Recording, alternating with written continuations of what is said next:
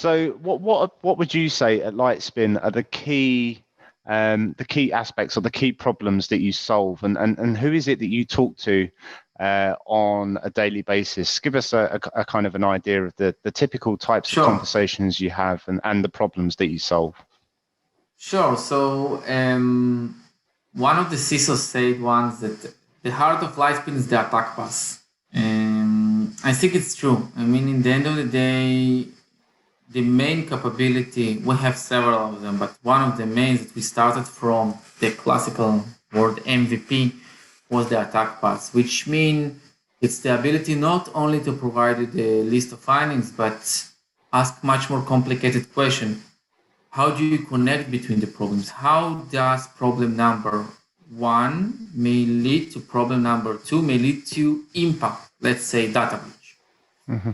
And that's what attack path about, and that's what Lightspin about.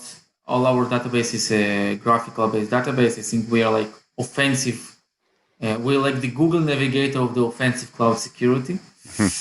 And that's exactly what we can do. That's why we can prioritize actually the problems, because instead of showing you 160 findings, we will show you only 30, which is connection between most of the findings that other solution will present you, or things that they cannot present you, as one attack path, as one flow step by step, including the ability to provide you the clear remediation plan. So most of the people we are talking today are not only CISOs, but CISOs, cloud owners. We see a lot of directors of cloud, VP cybersecurity team leaders, and even DevSecOps. It's pretty cool to see that they also really important for them, the posture management themselves. I think the uniqueness of Lightspin that we support both infrastructure service and platform service as a holistic solution, which make life much more easier for organization. Instead of work with several solutions, they prefer to use just one. I think every time we present the capability, say, okay, we never saw something like this. I want to see a demo. So it's always exciting, especially because we're always talking about value. We're really value-oriented company. Mm-hmm. Yeah.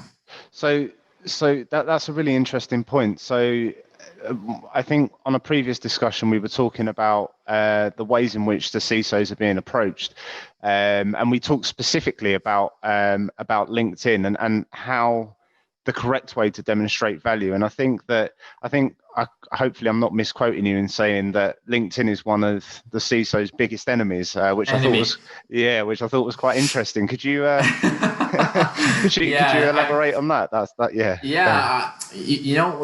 a year ago when we did a product market fit before the COVID-19, we like got 45 calls. It was super amazing, right? We just 45 Zoom calls with companies in the United Kingdom and United States without any problem. And then when everyone understood that they cannot fly anymore, everyone started to say, okay, how can I proceed my sales capabilities? So let's start use LinkedIn. So yeah, that platform become to be a big enemy of the CISO. I can agree with that. I think that the most horrible situation is that the vendors don't really understand that it's not business, it's personal, right?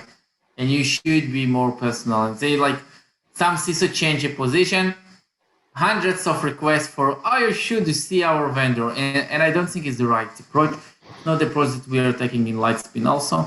I think that it's, by the way, part of our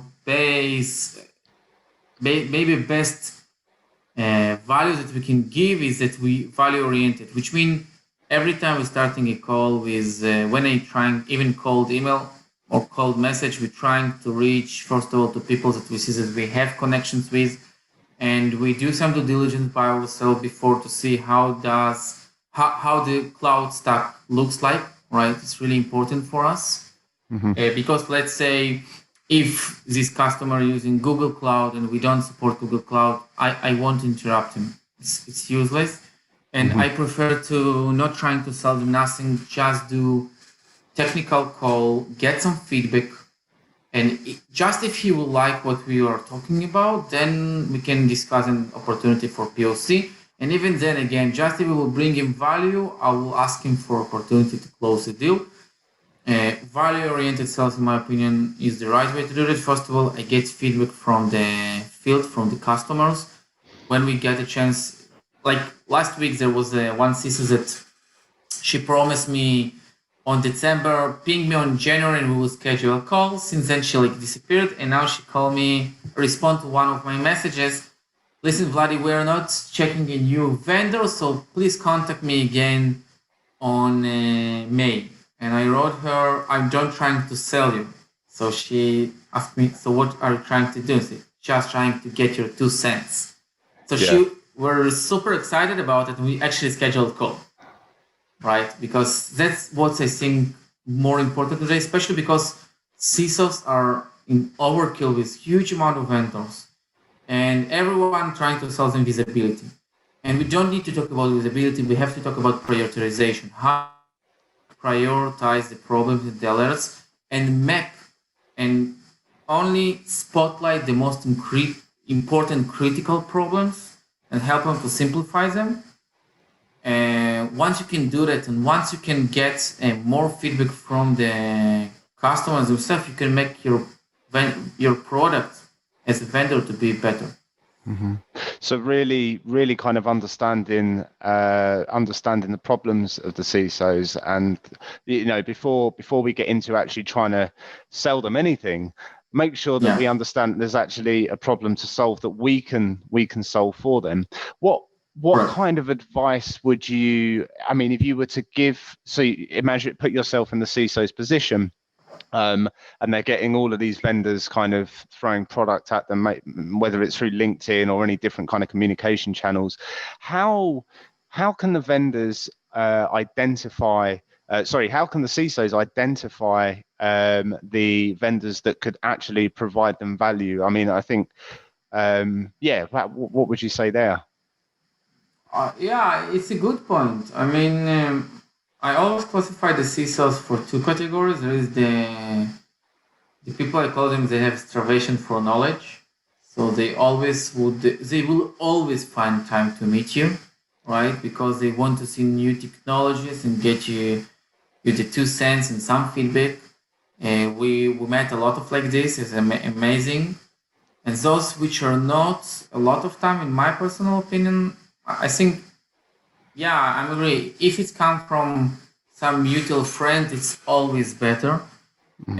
And if not, the best thing is just respond with, give me more information, right? And give the chance to the vendor to give them more information so he can better understand if there is some value or not.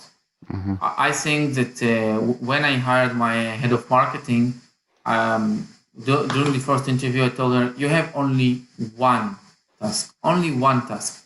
You have to create for me a 1 sentence that will pass the message what exactly Lightspin do, because CISOs got like thousands, hundreds of requests per day, per week, per month. And I want that he will pay attention for that and in really objective way will understand that maybe I should reply to this guy.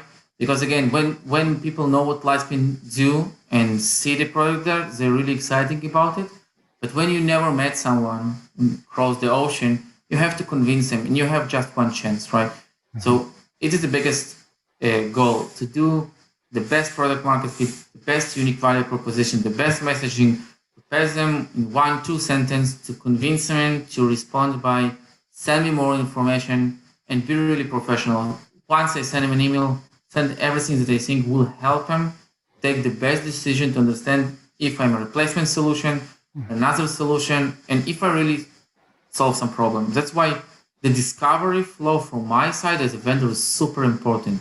I don't want to interrupt no one. I just trying really to help and give value, which means as more I will understand about the organization, about the challenges, it will be easier for me to do that. And of course, from other side, it will be easier for him to take a decision if he's interested in it.